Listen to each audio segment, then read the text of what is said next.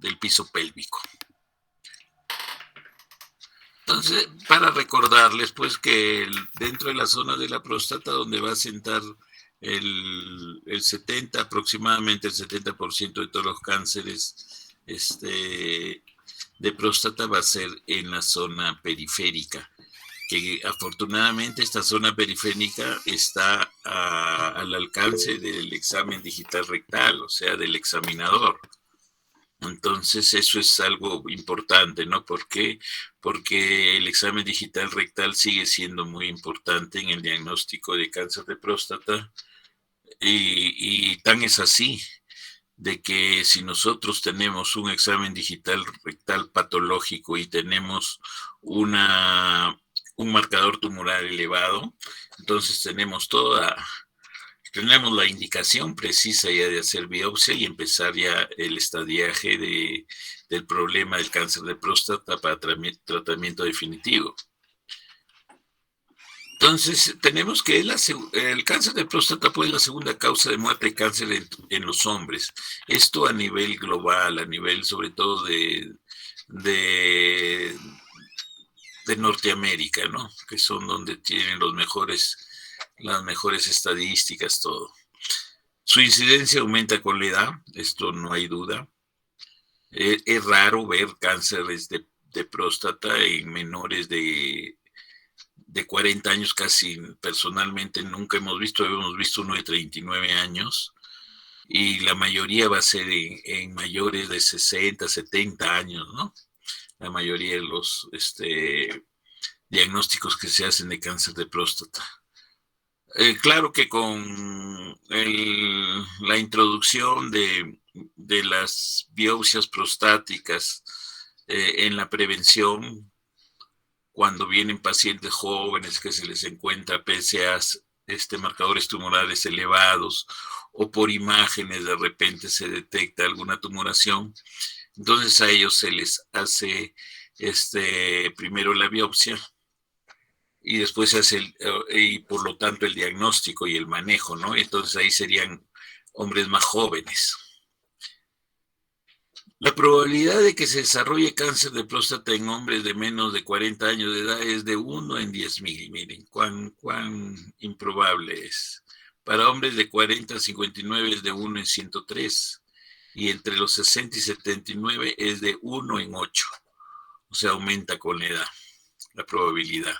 Los afroamericanos tienen un riesgo de cáncer de próstata más alto que los caucásicos, o sea, más frecuente en los norteamericanos de raza negra que en los norteamericanos de raza blanca.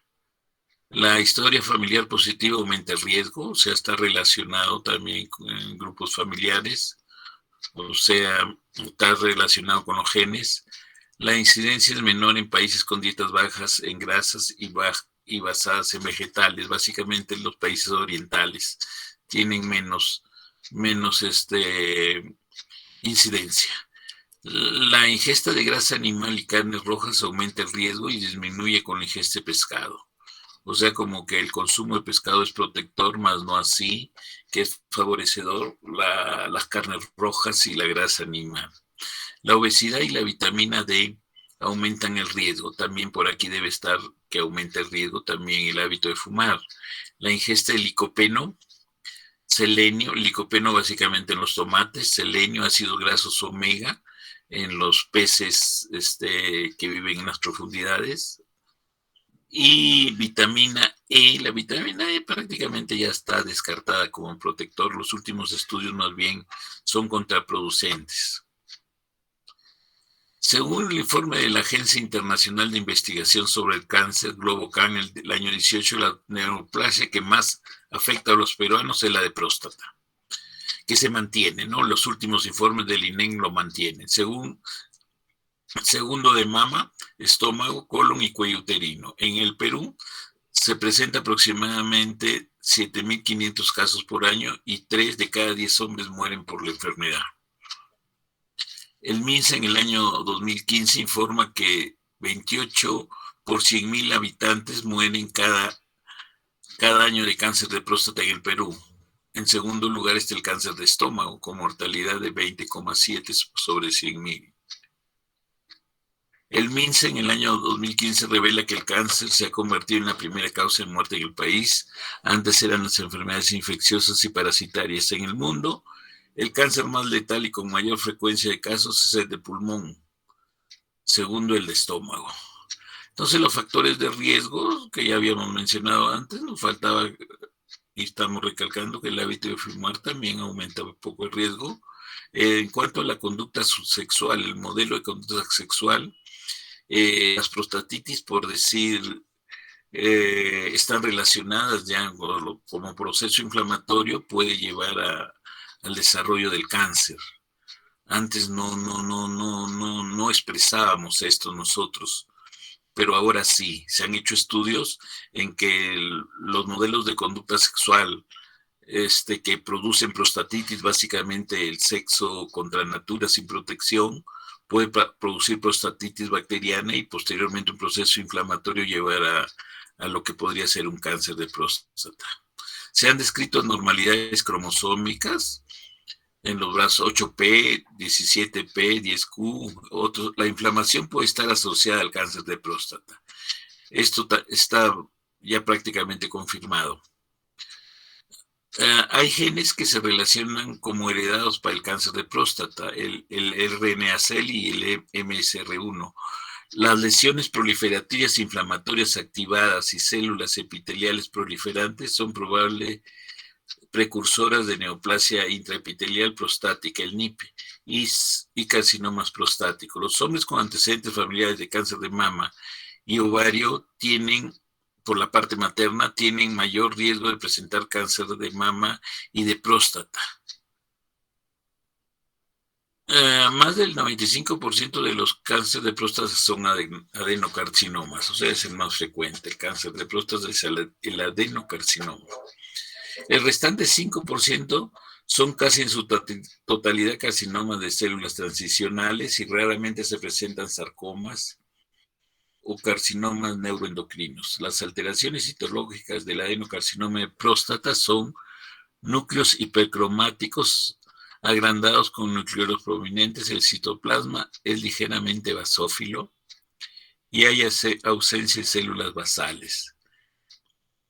El NIP y la proliferación acinar atípica pequeña, el PAP, son lesiones precursoras del cáncer. El 60-70% de los adenocarcinomas de próstata van a originarse en la zona periférica, como habíamos dicho antes.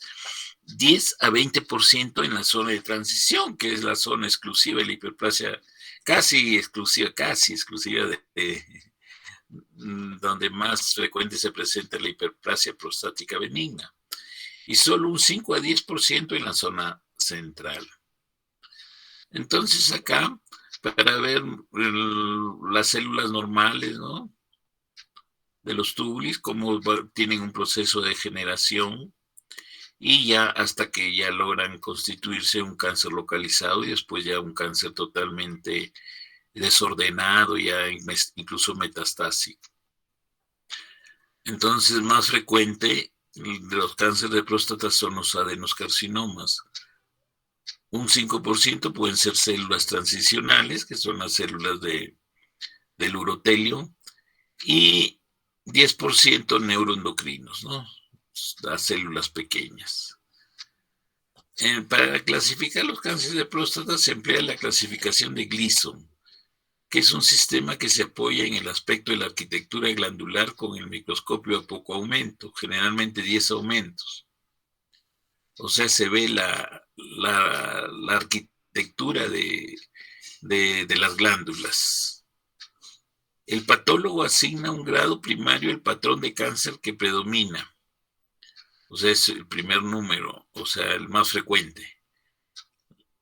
Y un secundario al segundo patrón más comúnmente, ¿no?, el que le sigue en frecuencia, observado en el tejido. O sea, al primero se le asigna un número al más frecuente y al segundo más frecuente el segundo número. Los grados varían del 1 al 5 y las puntuaciones de Gleason o sumas van desde 2 hasta 10, ¿no? 1 más 1, 2, 5 más 5, 10, ¿no? Los tumores bien diferenciados tienen una suma de Gleason de 2 a 4. Los moderadamente diferenciados de 5 a 6 y los mal diferenciados de 7 a 10. La estadificación en el adenocarcinoma de próstata se da según el Comité Estadounidense Conjunto sobre el Cáncer del año 97. Entonces acá tenemos, miren, las estructuras glandulares de la escala de Gleason, ¿no? Cuando están bien conformadas, uniformes, el Gleason es de grado 1, normal prácticamente. El grado 2 ya hay cierta alteración en la conformación de los grupos glandulares. Y así progresivamente hasta que el grado 5 pues es el más atípico, que no se ven ya glándulas ordenadas, se ve todo desorden, una atipia total. Entonces acá igualmente vemos, ¿no?, las glándulas bien formadas, con células normales, y progresivamente van aumentando el Gleason. Entonces cuando hay alteración en el ordenamiento glandular y también la aparición más frecuente de células atípicas. Y ya en el grado 5, pues el desorden es total a nivel glandular de las estructuras glandulares y las células todas son monstruosas, son atípicas, ¿no? Entonces el estadiaje se rige, del cáncer de próstata, se rige por la nomenclatura TNM, T tumor, N ganglios y M metástasis. Entonces, en cuanto al tumor, tenemos que el tumor TX vendría a ser el tumor primario que no puede ser evaluado. T0 no hay prueba de tumor primario, o sea, prácticamente no son detectables. El T1 es tumor clínicamente no aparente, no palpable, ni visible mediante imágenes. Tiene subdivisiones. Tenemos el T1A, es un descubrimiento histológico incidental del tumor de menor del 5% del tejido resecado. Acá se está refiriendo a la RTU. Si se le hace una RTU a un paciente que tuvo PSA normal y el examen digital normal, pero el anatomopatólogo informa que hay células neoplásicas en el menos del 5% del tejido resecado, entonces se trataría de T1A. El T1B, descubrimiento histológico incidental del tumor de más del 5% del tejido resecado. Y el T1C, tumor identificado por biopsia de aguja, por ejemplo, a causa del PSA elevado. O sea, cuando nosotros ya encontramos un cáncer que nos informa el patólogo con la aguja de biopsia, sería un T1C. El T2, el tumor está confinado todavía dentro de la próstata. El T2A, el tumor afecta 50% de un lóbulo o menos. O sea, está comprometiendo menos de la mitad de la próstata, ¿no?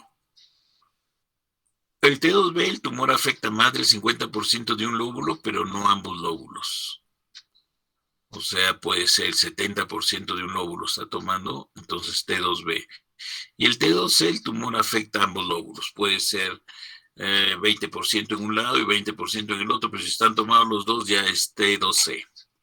El tumor se extiende a través del T3, el tumor se extiende a través de la cápsula prostática, o sea, ya abandonó la próstata. Se subdivide en T3A, extensión extracapsular, unilateral o bilateral, y T3B, el tumor invade las vesículas seminales. Esto es clave, ¿no? Siempre recordar este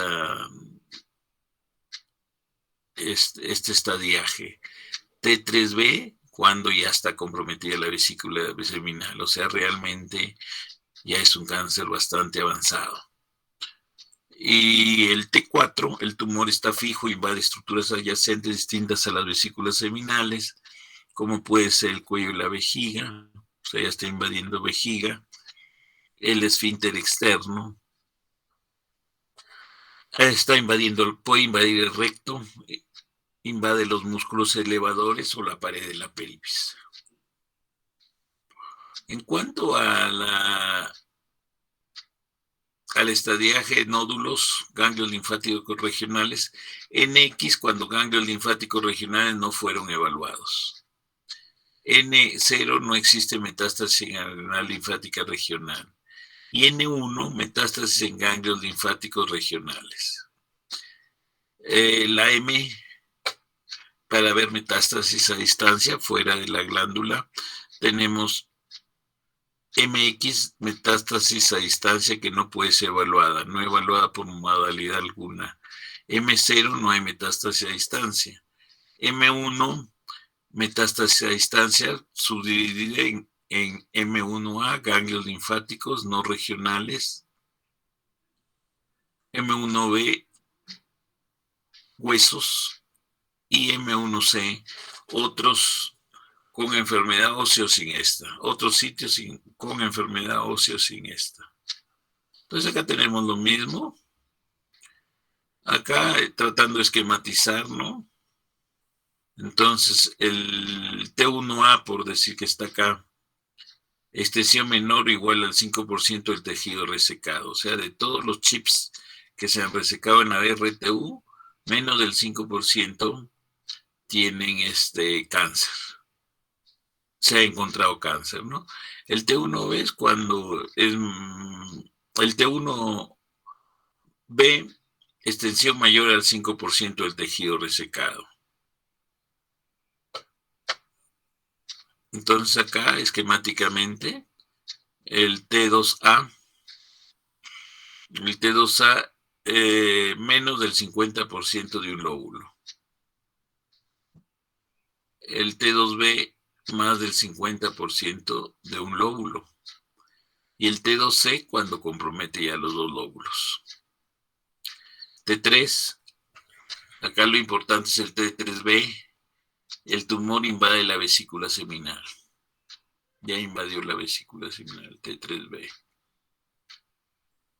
Y el T4, tumor fijo que invade estructuras adyacentes diferentes a las vesículas seminales. Ya hay compromiso del cuello vesical, del recto, del esfínter externo, y también infiltra hacia la pelvis, ¿no? N1, metástasis en ganglios linfáticos regionales. Acá tenemos los estadios. Estadio 1, tenemos nosotros cuando hay cáncer prácticamente localizado. Estadio 2, todavía dentro de la glándula. Estadio 3, ya cuando sale la glándula vesícula seminal. Y estadio 4 ya metastásico, ¿no?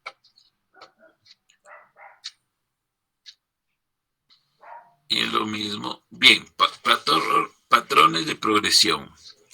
El compromiso de la cápsula o la invasión a vesículas seminales y metástasis aumenta en los cánceres más voluminosos y en los peor diferenciados, o sea, los Gleason más elevados, ¿no?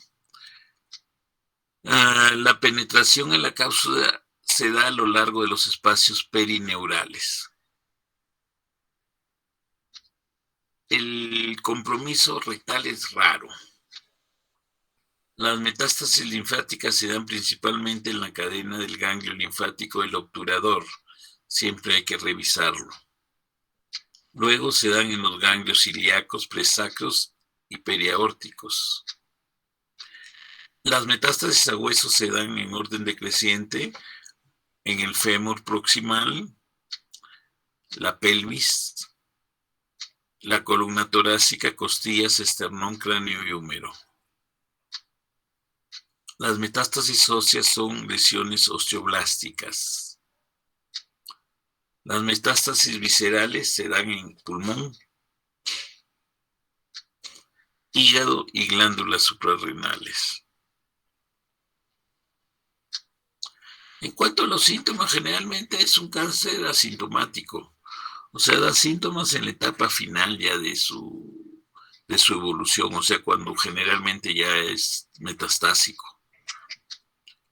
Pueden, y el periodo de evolución desde que inicia probablemente el despertar de la célula neoplásica hasta dar síntomas puede variar entre 10 y 12 años.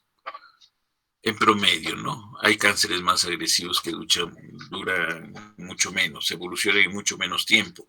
Y estos generalmente se presentan en varones más jóvenes. O sea, el cáncer presente en varones más jóvenes generalmente es sinónimo de mayor agresividad.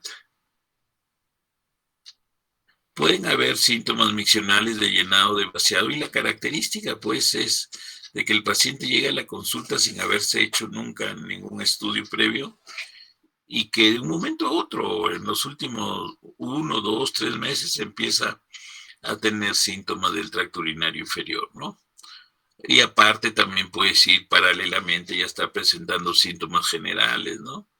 Anemia, adelgazamiento, malestar general, entonces ya síntomas generales puede estar teniendo. Las metástasis óseas son muy dolorosas. La metástasis a columna vertebral puede dar síntomas de compresión medular, parestesias, parecias de miembros inferiores, incontinencia urinaria o fecal. Entonces estos son grados extremos ya, ¿no? Cánceres muy agresivos y que no han recibido oportunamente atención facultativa, no especializada. El examen digital rectal va a haber induración, fijeza y dolorabilidad. Son las características. La induración es como el hueso. La fijeza, no, normalmente la glándula debe ser móvil. Uno la debe deslizar transversalmente. Entonces acá está fija. Y dolorabilidad no debe haber, ¿no? El examen digital rectal no es doloroso. Cuando hay dolor, pensar inmediatamente que puede tratarse de un cáncer de próstata. Si hay metástasis linfática, hay linfedema de miembros inferiores y que generalmente son asimétricos estos edemas, ¿no?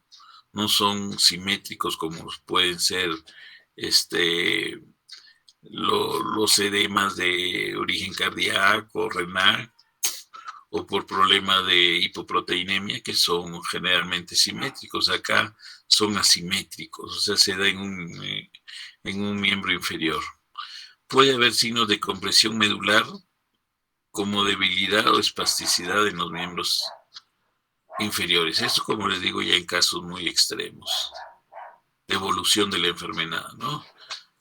En cuanto al laboratorio y la zoemia, si hay obstrucción ureteral bilateral, que esto se va a presentar pues ya cuando hay metástasis a nivel de la vejiga. Anemia, fosfatasa alcalina elevada, si hay metástasis óseas. Fosfatasa ácida elevada, si el cáncer está fuera de los límites de la próstata.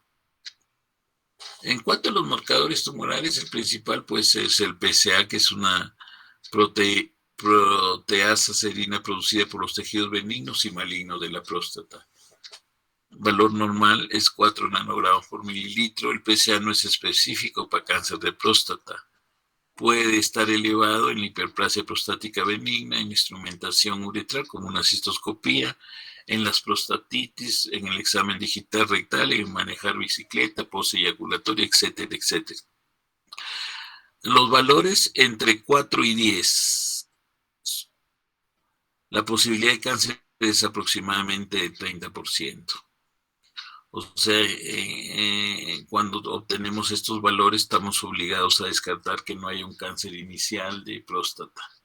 Valores de mayores de 10 de PSA, la posibilidad es de hasta el 70% de que haya un cáncer, ¿no? La densidad del PSA es la relación del PSA con el volumen de la glándula. Algunos aconsejan hacer biopsia prostática si la densidad es mayor de 0,10 o 0,15. O sea, es una relación entre el volumen de la próstata con el PSA. Bien, el PSA normal es PSA menor de 4 nanogramos por mililitro.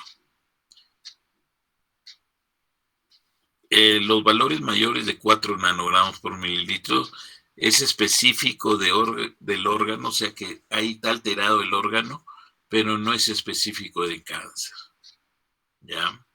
No hay que pensar de que porque ya está en valores mayores de 4 ya siempre es cáncer, no.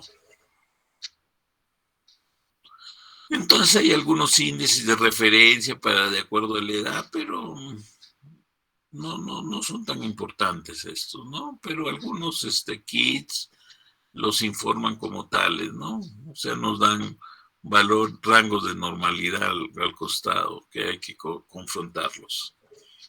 Variaciones raciales de la detección del cáncer de próstata. Los afroamericanos tienen un valor basal de PSA sérico más elevado que los caucásicos, latinos y asiáticos. O sea, de por sí ellos tienen ya más PSA más altos. Formas moleculares de PSA puede ser libre o unido a las proteínas. El PSA sérico unido a las proteínas es del 80% aproximadamente. Y el PSA libre, es menor del 25%. Los pacientes con cáncer de próstata tienen un porcentaje más bajo de PSA libre que los que tienen enfermedades benignas. Generalmente es menos del 20%. O sea, si tenemos un PSA libre menor del 20%, pensar que puede haber un cáncer de próstata. La biopsia de próstata se realiza si el PSA total está elevado o si el examen digital rectal es positivo, o sea, si se palpa alguna nodulación aumentada de consistencia. Se realiza bajo guía ultrasónica, se toman 6 muestras a lo largo de la línea parasagital. Hubo la tendencia a aumentar la cantidad de muestras, pero como que se ha vuelto a lo inicial, ¿no? No hay que exagerar en tomar muchas muestras, que aumenta el riesgo de sangrado y complicaciones y se ha visto pues de que no es una gran ventaja, ¿no? Se usa anestesia local y profilaxis con antibióticos. Se usa antibióticos un día antes y 3 días posterior al procedimiento. Puede ser ciprofloxacina, metronidazol o clindamicina. Las complicaciones, hematospermia, que es muy frecuente, pero no es de mayor cuidado. Hematuria, sangrado rectal o hematuria pueden en algunas oportunidades ser muy llamativos, pero generalmente no llegan a niveles de transfusión o etcétera, ¿no? Pero en algunas oportunidades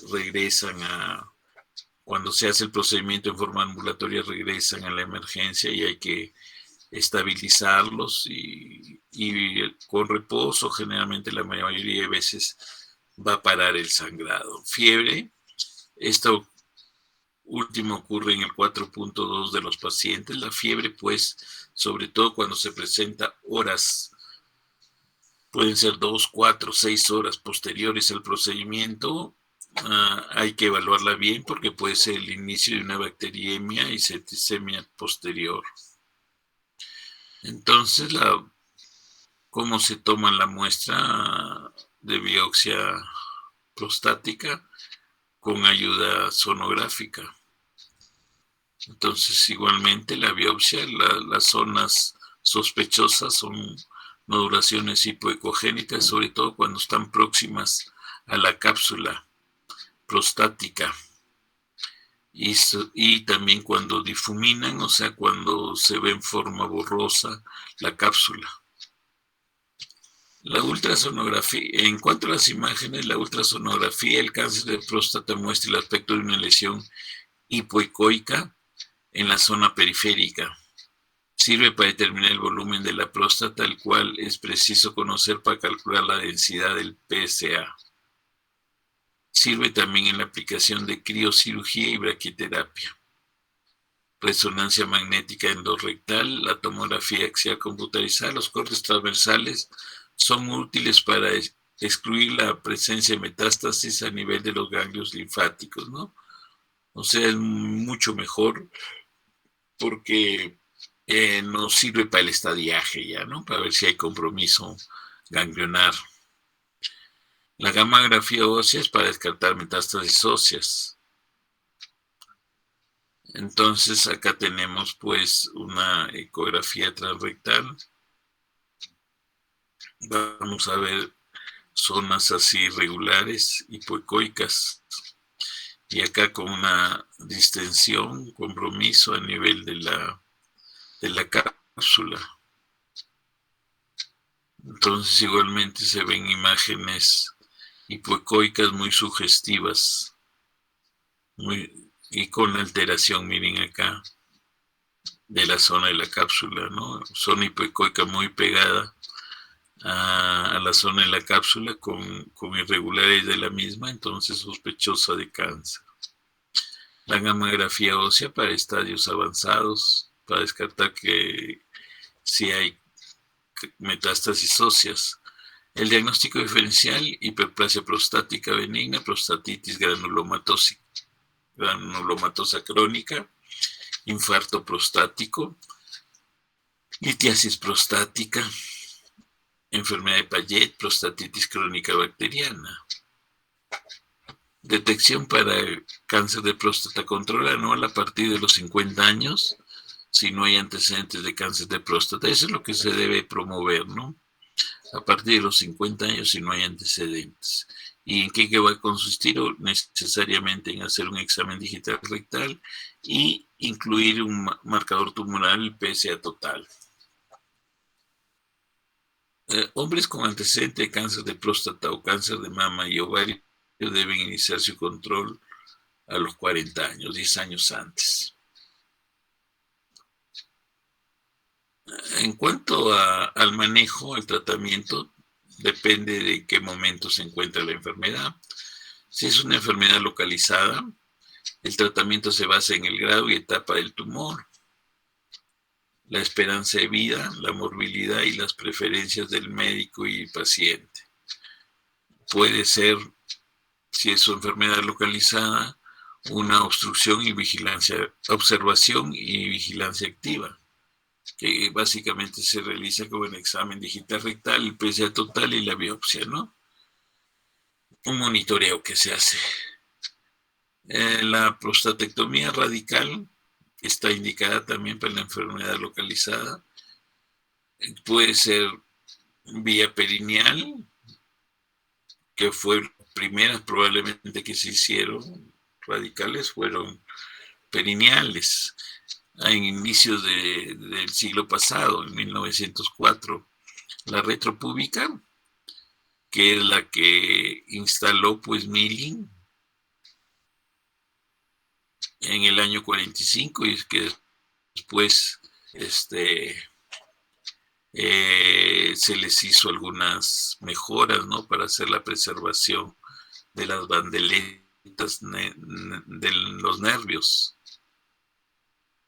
La laparoscópica, que puede ser extraperitoneal y transperitoneal.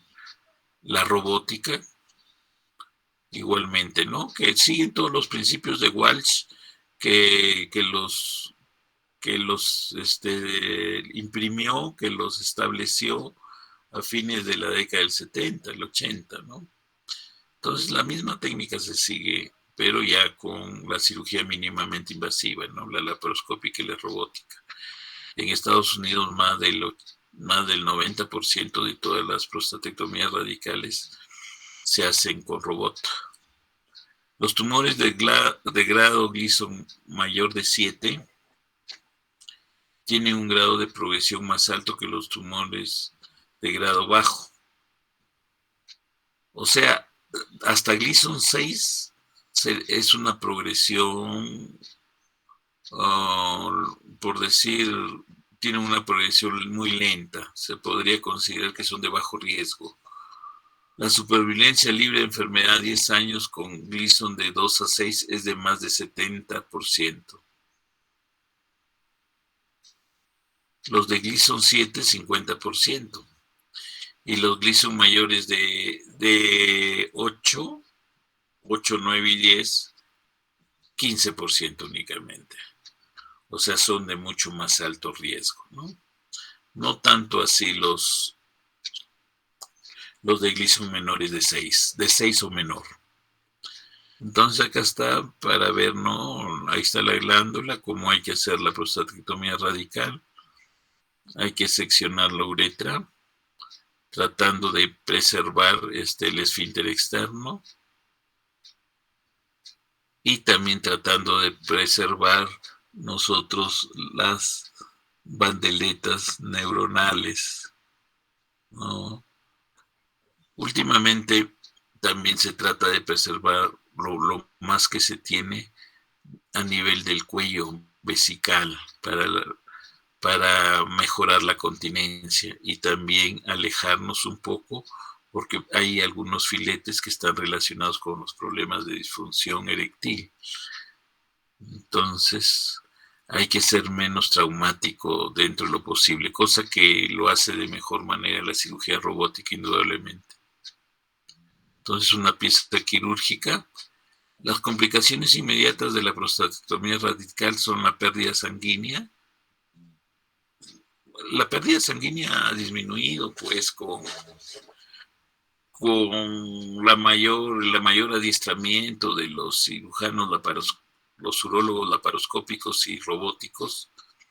Hay menos pérdida sanguínea, pero siempre es mayor de 560 miligramos en promedio, más aproximadamente 1 litro de sangre se pierde.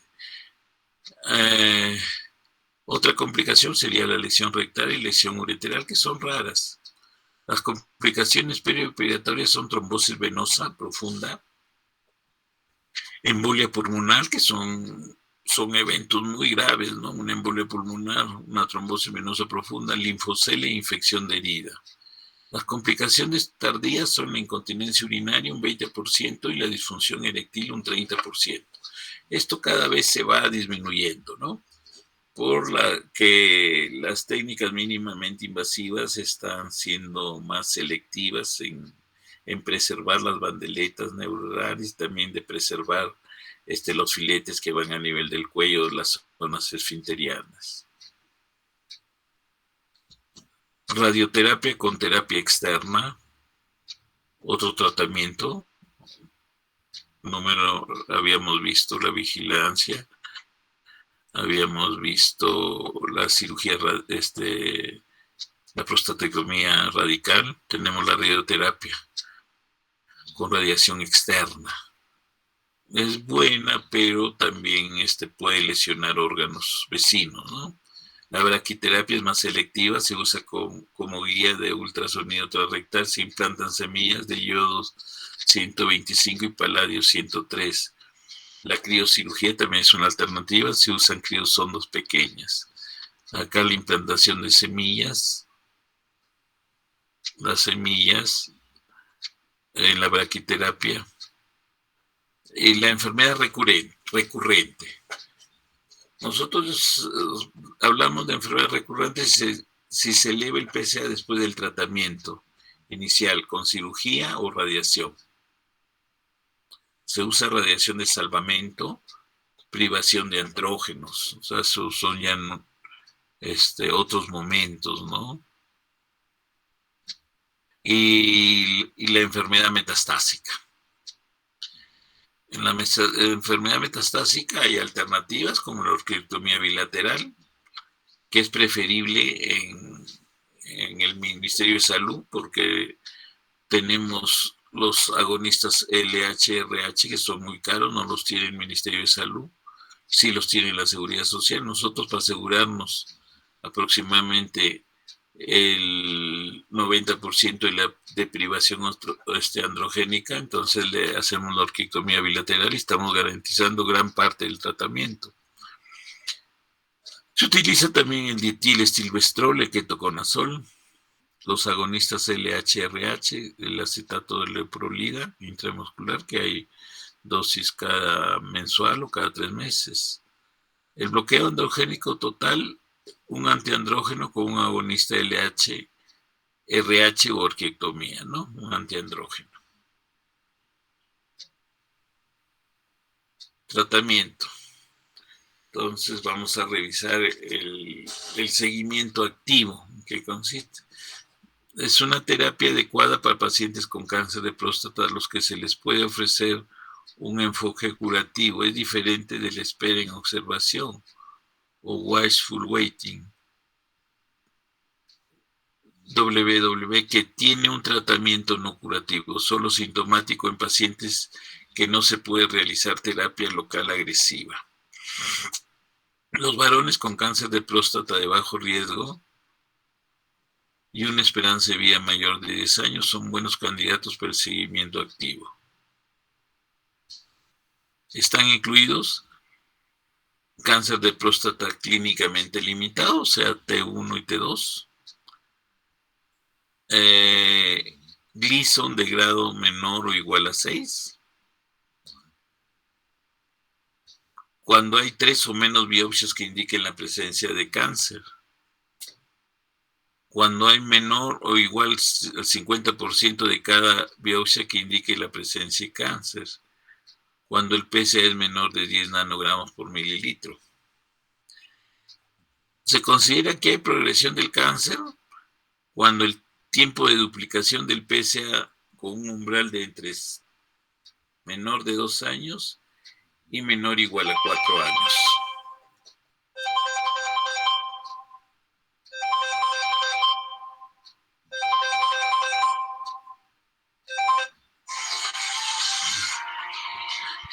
La progresión del grado de Gleason hasta mayor o igual a 7 en una nueva biopsia, en intervalos de 1 a 4 años. Progresión del PSA menor de 10 nanogramos por mililitro. Entonces, tratamiento conservador del cáncer de próstata localmente avanzado. Incluye a pacientes con cáncer de próstata de T0 a 4, N02, metástasis 0. Se puede usar privación androgénica inmediata o privación androgénica solo en los casos de progresión sintomática de la enfermedad o de aparición de complicaciones graves. La prostatectomía radical ya lo habíamos visto. Es el único tratamiento para el cáncer de próstata localizado que ha demostrado ventajas en cuanto a la supervivencia específica del cáncer al compararlo con la WW en un estudio aleatorio prospectivo. La prostatectomía radical con conservación nerviosa representa la técnica de elección en todos los varones con una función eréctil normal y enfermedad limitada al órgano. La necesidad y extensión de la linfadenectomía pélvica son motivo de discusión. El riesgo de afectación ganglionar es bajo en varones con cáncer de próstata de bajo riesgo y menor del 50% de las muestras con resultados positivos. En varones con cáncer de próstata de riesgo intermedio y alto, siempre debería realizarse una linfadenectomía pélvica extendida. O sea, cuando el Gleason es mayor de 7. La prostatectomía radical para el cáncer T3 requiere la suficiente experiencia quirúrgica para mantener un nivel muy aceptable de morbilidad y mejorar los resultados oncológicos, con excelentes tasas de supervivencia.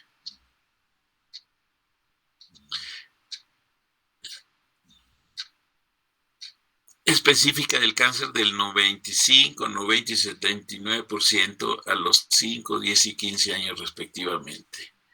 El bloqueo hormonal neoadyuvante no ofrece ventaja significativa en cuanto a la tasa de supervivencia general, por lo que no debe usarse en el tratamiento quirúrgico del cáncer de próstata.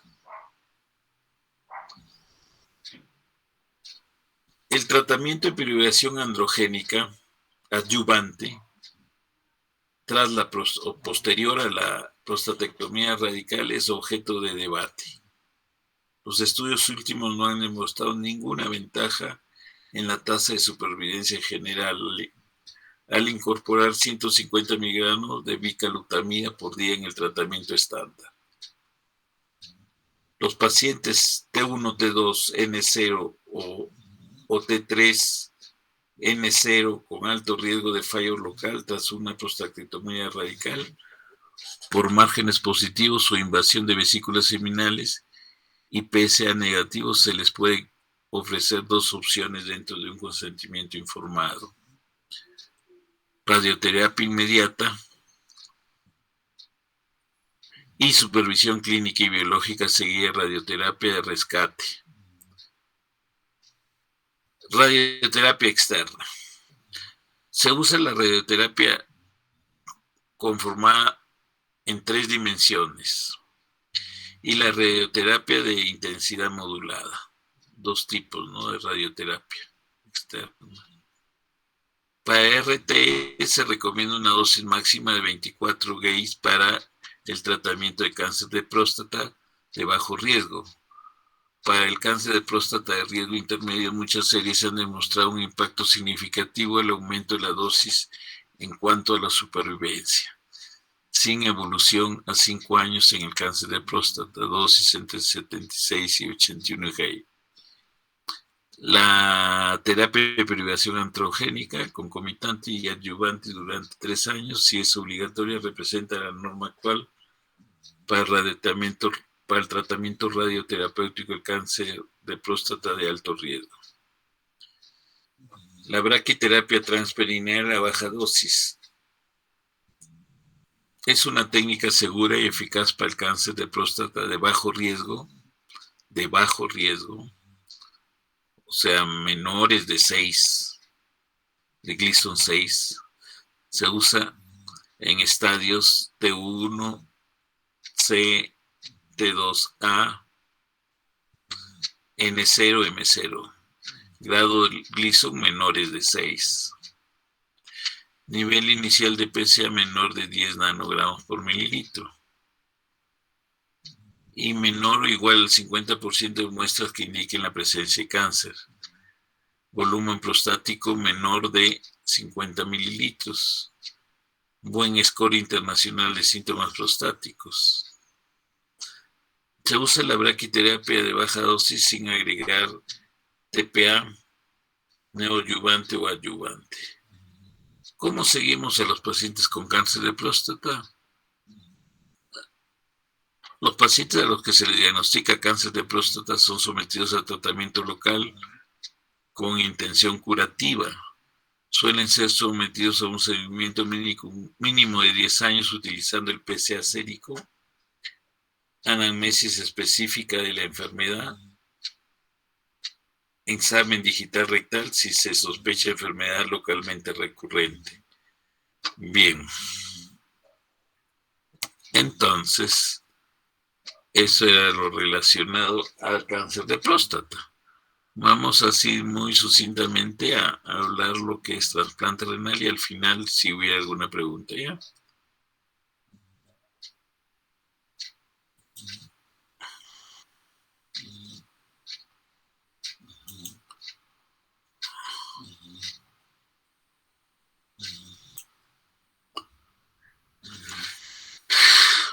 Entonces, en cuanto al trasplante renal, pues hay que considerar algunos puntos que son importantes, ¿no?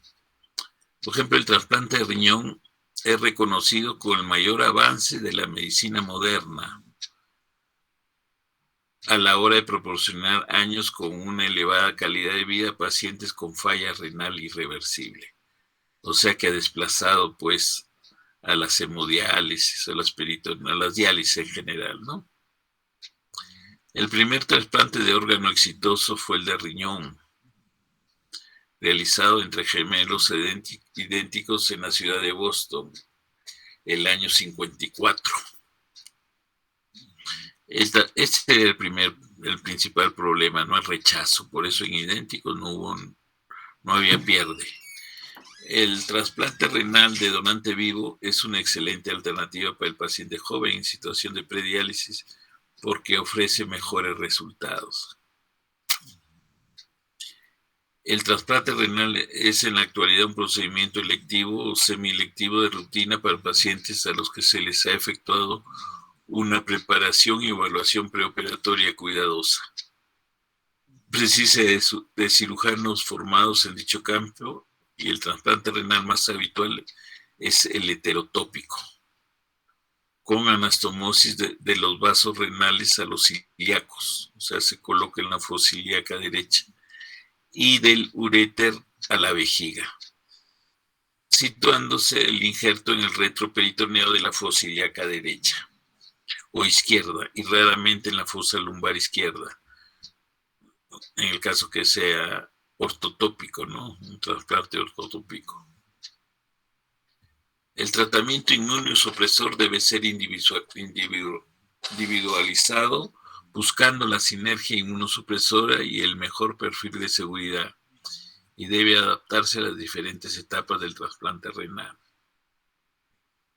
La introducción de la ciclosporina a mediados de los 80 constituyó un avance mayor, mejorando la tasa de sobrevida del paciente a más del 90% y del injerto a más del 80%. Varios grupos comunican excelentes resultados aún en trasplantes con incompatibilidad de grupo, ABO, en receptores cuidadosamente seleccionados con bajos títulos de anticuerpo anti-ABO, pero incluso en pacientes con altos títulos de anticuerpos anti-HLA,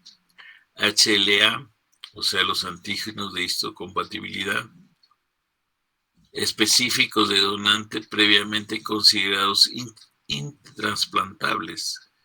El desarrollo de mejores protocolos de desensibilización y los programas de intercambio apareado de riñones ofrecen hoy verdaderas oportunidades de lograr un trasplante exitoso. Entonces, la forma como en fosa ilíaca derecha se hace la anastomosis pues, de los vasos a las ilíacas y del uréter a la vejiga, ¿no? Posesionándolo en la fosa ilíaca derecha. Entonces, las indicaciones: la falla renal no por glomerulonefritis.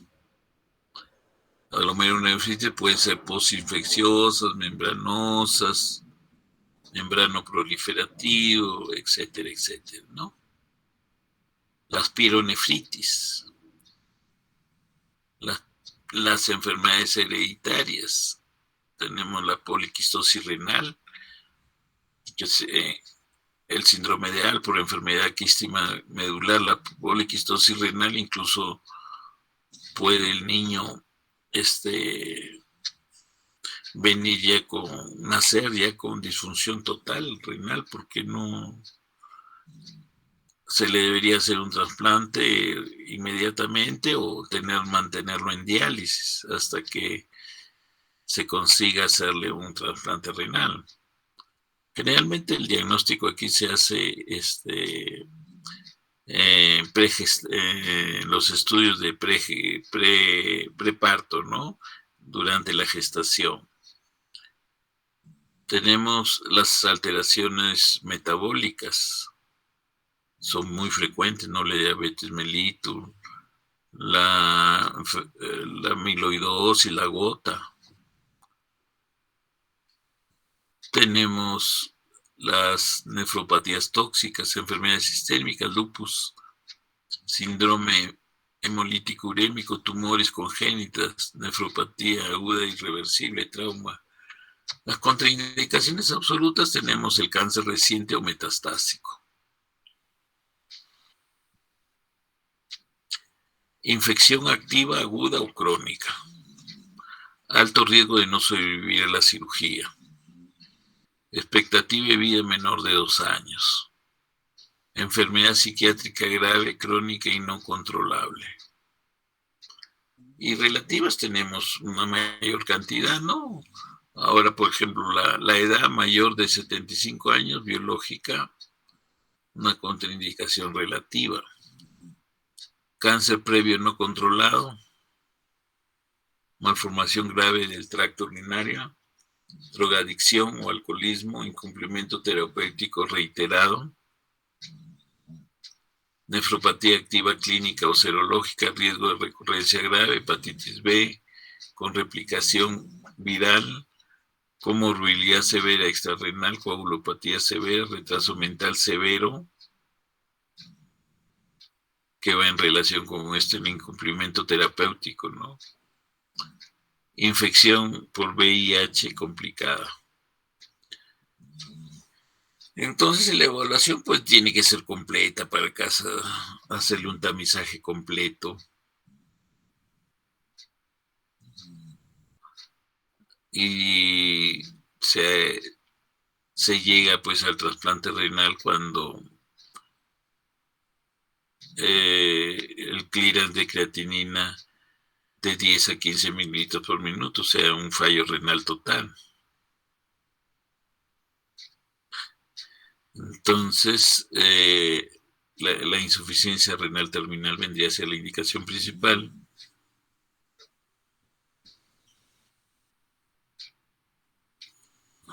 Entonces, ¿qué alternativas tiene un insuficiente renal terminal? Hemodiálisis, superada largamente en calidad de vida, en costos, en todo, por el trasplante renal, y la diálisis peritoneal continua ambulatoria.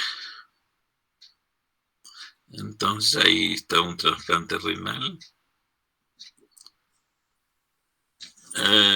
Acá está en el fosiliac izquierdo, es raro, siempre se prefiere por convenios internacionales el lado derecho. El HLA es muy importante en la compatibilidad y los donantes vivos son los que mejor resultado dan. En cuanto a la cirugía del trasplante, pues tiene 3 etapas: la ablación, la cirugía de banco y el implante. Entonces la ablación generalmente se hace en bloque, no la ablación.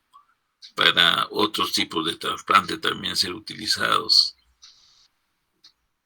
La ablación pues puede ser, para la mayoría de veces que se hace, pues es en pacientes con muerte cerebral, pero también puede ser en vivo, ¿no? Cuando el donante es vivo, familiar, generalmente la madre. La cirugía de banco es muy importante hacerla para tener listos ya y hacerle todos los estudios de histocompatibilidad y tener listo para el trasplante del siguiente paciente de la lista de espera. Y el implante mismo, ¿no? La mayoría de los trasplantes ahora se hacen vía laparoscópica y también está entrando el robot, pero la laparoscópica es la que más se está haciendo. Entonces acá la técnica laparoscópica, ¿no?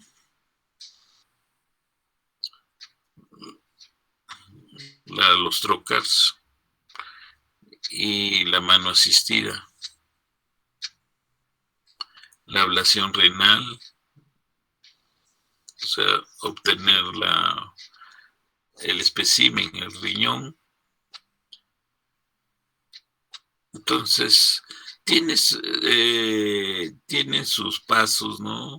Bien establecidos, que se hace igualmente por vía abierta o vía laparoscópica.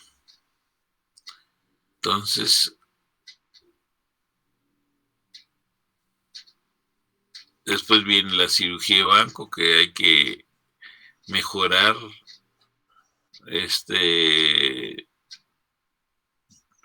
y hacer más factible la anastomosis en el momento dado. Es el mejoramiento es de todos los vasos, todo eso, ¿no? Y después viene el implante mismo, que ya lo hace un equipo multidisciplinario de cirujanos, ¿no? En que está incluido el urólogo, el cirujano cardiovascular. No, antes lo hacía el urólogo al inicio trataba de hacer toda la cirugía, pero ahora con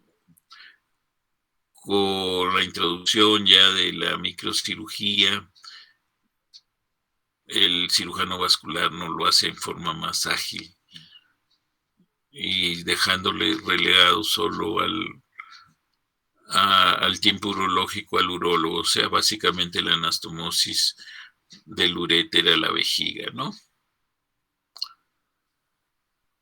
Entonces acá se va el abordaje, se hace una incisión, pues, de Gibson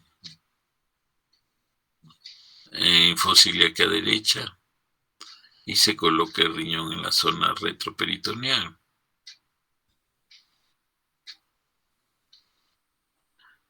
Entonces, generalmente se hace la anastomosis vascular a la ilíaca. Acá tenemos, mira, aislando los vasos ilíacos. Acá tenemos el riñón después de que ha estado en el mejoramiento en el banco.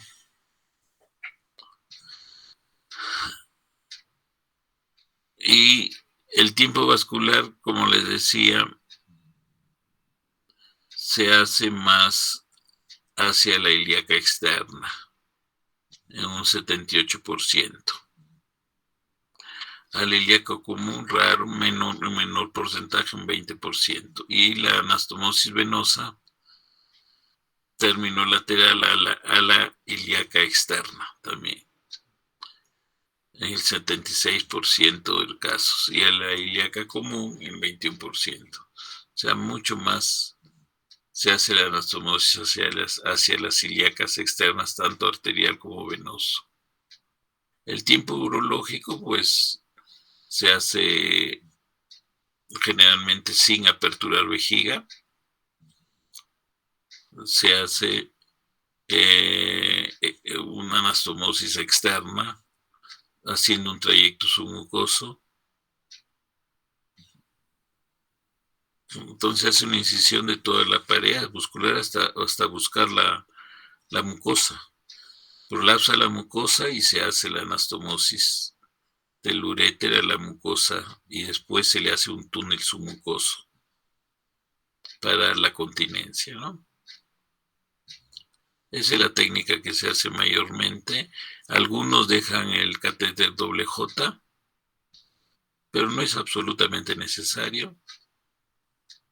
Ahí están dejando un catéter doble J. Ahí se ve. Entonces al final tiene que quedar así, ¿no? La anastomosis término lateral, arterial, término lateral venoso a las ilíacas generalmente externas y la anastomosis sin apertura vesical con trayecto antirreflujo del uréter.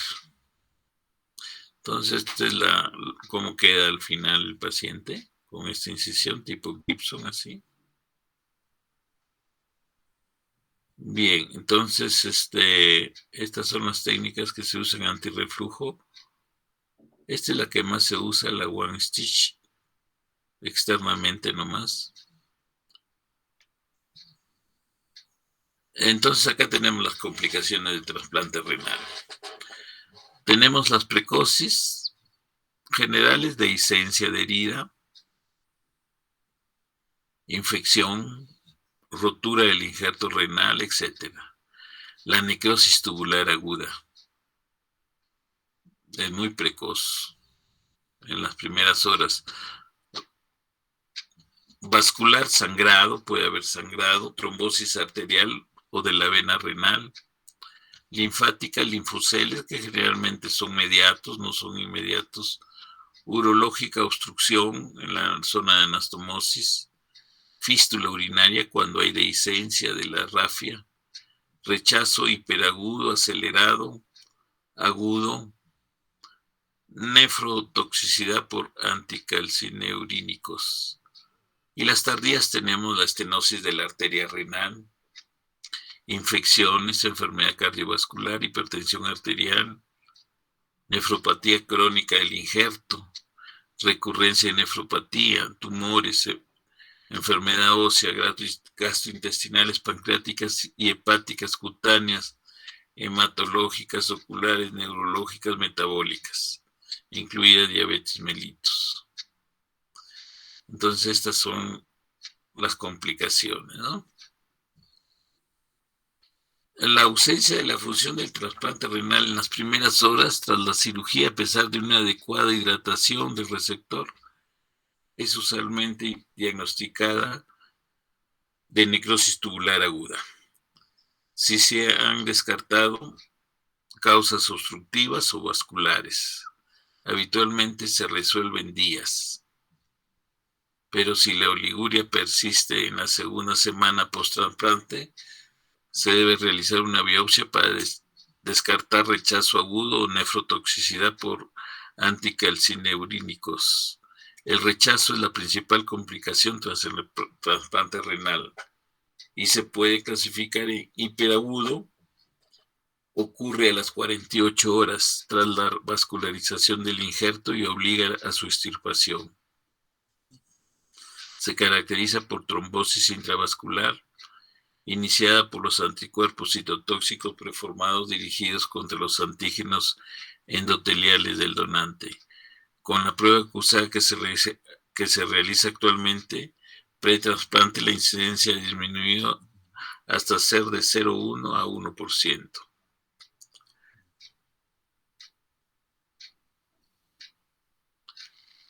Rechazo agudo vascular hormonal, del 15 al 30% de los episodios de rechazo agudo está mediado por anticuerpos, aunque a veces se asocia al rechazo celular.